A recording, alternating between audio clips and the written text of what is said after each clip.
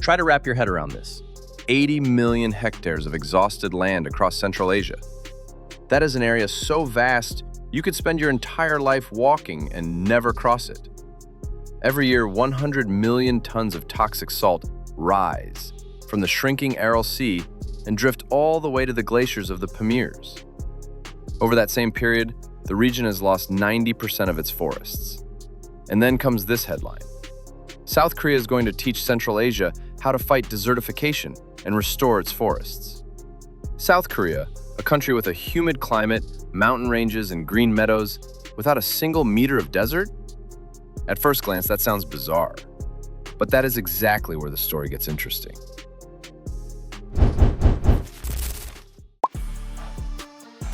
Central Asia is 5 countries, enormous distances, and wildly different landscapes. Mountains rise up in the east, steppes stretch across the center, and deserts cover the south and west. Kazakhstan alone is larger than all of Western Europe. But for all that variety, the region shares one common problem. The deserts are advancing, eating up fertile land year after year. The deserts move slowly, but without stopping. Soil salinization, erosion, overgrazed pastures, Soviet irrigation projects that pulled water from rivers without any thought about the consequences. According to the United Nations, more than 20% of all land in Central Asia has already degraded. That is 80 million hectares of land that can no longer grow crops properly, hold roots, or retain moisture. The forests are a story of their own. Here in the mountain valleys of the Tian Shan and the Pamirs, wild apple trees, walnuts, and pistachios once grew. Not plantations, but genuine wild forests. These are, by the way, the very places where all the cultivated apple varieties growing in orchards around the world today originally came from. Over the last 50 years, 90% of those forests have disappeared. What remains in their place, at best, is sparse scrubland of scraggly bushes. At worst, a bare hillside washed out by rain and wind. And the wind in Central Asia is a whole conversation on its own. Dust storms have always been part of life here. But after the death of the Aral Sea, they became something different. The Aral dried up so completely that a new desert formed on its bed, the Aral Cum. 60,000 square kilometers of bare salt and sand where water once rippled. And every year that salt rises into the air and scatters across the entire region. According to researchers, over 30 years, the dust load in Central Asia's air has grown by 10%, and all of it is because of the Aral. When I first came across the figure of 100 million tons of salt per year, the scale did not sink in right away. This is not roadside dust. These are particles found on Pamir glaciers 1,000 kilometers from the Aral. Dust that accelerates the melting of those glaciers. And the Pamir glaciers are the water supply for the rivers that hundreds of millions of people depend on. But what does any of this have to do with forests? Salt from the Aral, the Pamir glaciers. What do trees have to do with it? The truth is, only shelter belts can stop that kind of dust.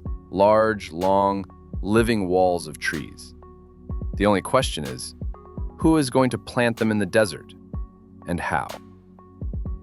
This is exactly where South Korea showed up, in a region of bare hillsides and salty dust several years ago. It came not with money and not with speeches, but with an organization it had created itself. The name is AFoCO, the Asian Forest Cooperation Organization. 17 member states, 3 of which are right here in Central Asia. But the real question is not why they came, it is why them specifically. Why Korea? This is not a coincidence, and it is not a political gesture. There's a very specific story behind it, one worth telling. Because without it, you cannot understand why Koreans have any standing to teach anyone how to plant forests. In 1953, right after the Korean War ended, the country was in ruins. Cities destroyed, no industry, and absolutely bare mountains all around. That is not a metaphor, literally bare. The standing timber volume was 6 cubic meters per hectare. For comparison, a healthy forest produces 150 and above. Korean mountains at the time looked like a lunar landscape. There were several reasons. The Japanese occupation, during which forests were logged for industrial use. then the war, which burned whatever remained, and then simply poverty. People went up into the mountains for firewood because there was nothing else to heat their homes with. Korean winters are cold, and there were simply no other sources of warmth. The government launched a forest restoration program in the late 1960s. At first, it was mandatory planting, then a movement called Simul-Undong, an idea of building a modern and unified society, picked it up and turned it into a nationwide campaign. Arbor Day, the day for planting trees, became a national holiday. School children, soldiers, government workers, everyone went out and planted trees. The slogan was simple: let us make our homeland green with our own hands. And it worked. The United Nations recognized Korea as the only country in the world that successfully restored its forests through artificial planting after World War II. In 40 years. Today, 65% of the country is covered in forest. Those same bare mountains are now living green forests. And here's the key point. Koreans did not just plant trees and walk away. They built an entire system: satellite forest monitoring, genetic seed banks, early wildfire warning systems, climate modeling. What began as a fight for survival became a technology, and now they are bringing that technology to Central Asia. But before getting into what exactly the Koreans are doing there right now, it helps to understand what they ran into when they arrived, because what they found was not visible on any map. Kazakhstan was the first place where the Koreans showed up with something concrete to do, and the reason was ironclad. June of 2023, Abai region, the Semay-Orman Pine Forest Reserve. The fire burned for several days, and when it was finally put out, 90,000 hectares of pine forest had been turned to black earth. 15 forest rangers died. 90,000 hectares means pines that were 50 years old and older. Trees that had been growing longer than most of us have been alive. All of it burned in a matter of days. The Minister of Emergency Situations was fired in the middle of the fire, while it was still burning. Korean specialists arrived at the site that same fall. No cameras, no press releases. They measured the soil, studied the nurseries, calculated what was actually possible to restore and how many years it would take. A year and a half later, they signed a memorandum: joint restoration of the burned areas, Korean fire monitoring systems, and training for Kazakhstani forest rangers. The monitoring piece deserves its own mention because it is not just a buzzword. Kazakhstan has satellites, it has geographic information systems. But in 2023, environmental experts were saying plainly, all of this exists, but it does not work the way it should. People went to fight that very fire carrying radios with dead batteries. Next, Tajikistan. A different story there, no fires like that, but a different problem. There is basically nothing to plant. To restore forests, you need seedlings. To grow seedlings, you need seeds. To store seeds, you need infrastructure, which simply does not exist. The Koreans built a nursery with a seed storage facility there. It sounds modest, but that is the foundation without which everything else is pointless. And not just any seeds, local ones, collected right here from trees that have already survived in this climate, at this altitude, through this drought. A tree grown from an imported seedling and a tree grown from a local seed are fundamentally different trees when it comes to survival. The Koreans know this not from textbooks. They went through it themselves. And then there is one more unexpected project. In Kyrgyzstan. There, the organization works together with a Dutch bank, and the setup works like this. A farmer plants trees on his land. In return, he receives carbon credits. Those credits are sold to companies that need to offset their emissions, and the money comes back to the farmer. When I first read about this, I honestly did not get it right away. I read it again. The point is this: the tree starts generating income immediately, not 20 years from now when it can be cut down, but right now. For a mountain farmer in Kyrgyzstan, that flips the entire logic on its head. Before, a tree on your field was a cost in time and land. Now it is a source of income. Alongside all of these projects, the Koreans are building a shared technical platform, satellite monitoring, real-time weather data exchange between countries, and a platform where anyone can donate to plant a specific tree and then track what happens to it. Starting in May of 2026, they launched joint live testing sites, where countries are testing methods directly in the field and sharing results with each other in real time. 3 countries, 3 different problems, 3 different tools: fires, seeds, money. Korea did not arrive with a single ready-made formula. It looks at what hurts and tailors the approach accordingly. But all of this is still individual projects. Important ones, working ones, but individual. And then in April of 2026, something happened that took everything to a completely different level. On April 22nd, 2026, the presidents of all 5 Central Asian states gathered in Astana. The leaders of Armenia, Georgia, and Mongolia joined them. The summit was called the Regional Environmental Summit, and it adopted a resolution titled the Green Shield of Central Asia. The core of the resolution: create a unified regional system of protective shelter belts running through all 5 countries: Kazakhstan, Kyrgyzstan, Tajikistan, Turkmenistan, Uzbekistan. Living walls of trees designed to stop the advance of the desert, break up dust storms, and stabilize the soil. The Korean organization was named one of the key implementing partners. A big declaration at the highest level is not exactly news in Central Asia. Plenty of declarations have been made here. Some of them never made it off the page. I deliberately looked for skeptical takes on this summit, and they exist. The outlet The Diplomat wrote directly ahead of the summit, "Expectations should be kept moderate. Good intentions and group photos are not enough." But there is one thing that sets this story apart from a standard declaration. Shortly before the summit, also in 2026, AFoCO received accreditation from the Green Climate Fund. That is a United Nations structure through which major international money flows to climate projects. Without that accreditation, the organization could only count on contributions from its member states. With it, access opens up to a completely different scale of funding. And that changes the picture.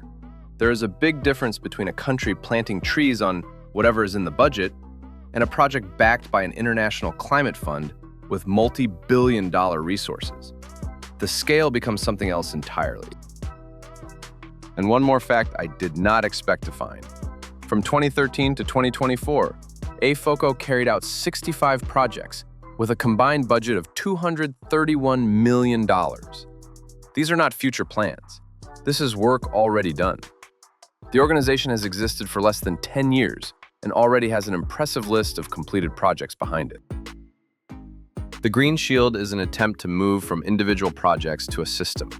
Not one nursery in Tajikistan and not one burned forest in Kazakhstan, but a continuous belt of living trees running across the entire region, working as a single organism, stopping dust where it rises, holding moisture where it is desperately scarce. Whether it will work is a fair question, but the fact that 5 presidents simultaneously put their signatures on this, and that implementation has been handed to an organization with real experience and now access to serious funding, means this is no longer just words on paper. What does all of this actually give to regular people? Not to countries, not to organizations, but to people. Start with Kazakhstan. Semey-Orman, that burned reserve, is not just a forest on a map. People live around it for whom that forest was part of their lives. The profession of forest ranger there was passed from father to son. The 15 people who died in that fire are not abstract losses in an official report. They are specific families in specific villages. Kazakhstani forest rangers are now being sent for training in Almaty. People who spent their whole careers working with whatever tools were available are seeing for the first time how the Korean early fire detection system works. How one person at a screen can monitor thousands of hectares. This is not an abstract technology exchange. These are real people who come home with a different understanding of their work. In Kyrgyzstan, the story is different. A mountain farmer there is someone with very modest income and a very narrow set of options. There is land, there are hands, but where to go from here is unclear. The carbon credit scheme gives him a tool that simply did not exist before. Plant trees, earn income, without selling livestock and without going into debt. This matters to understand in context. In a region where young people are leaving for cities en masse because there is no money in the villages, The appearance of any working financial model tied to the land is already an event.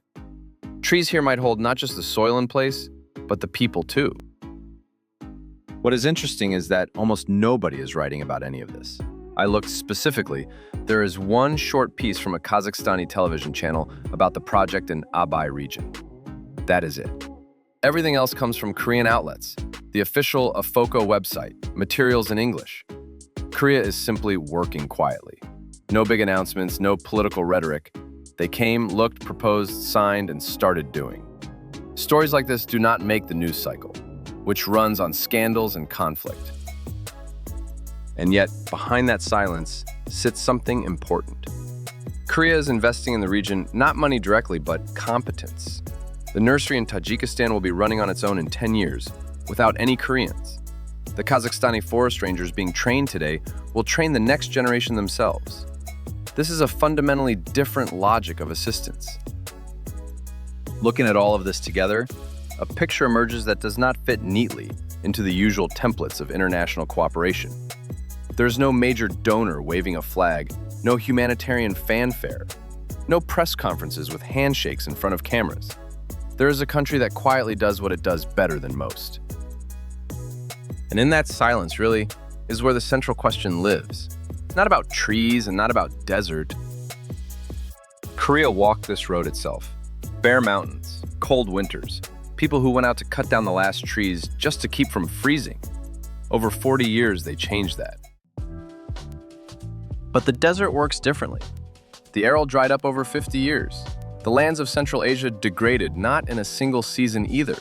All of it happened slowly, a little more each year, until it turned out that 80 million hectares of land were already gone. Now entire countries are trying to stop that process and reverse it. Seedlings, shelter belts, monitoring systems, money, agreements. All of it exists and all of it is being done. But a pine tree planted today in Abay region will not be fully grown for 40 years. The Koreans know this better than anyone. They waited that long themselves. The only question is whether the next generations will have the patience not to abandon what the previous ones started. The desert, unlike people, is in no hurry.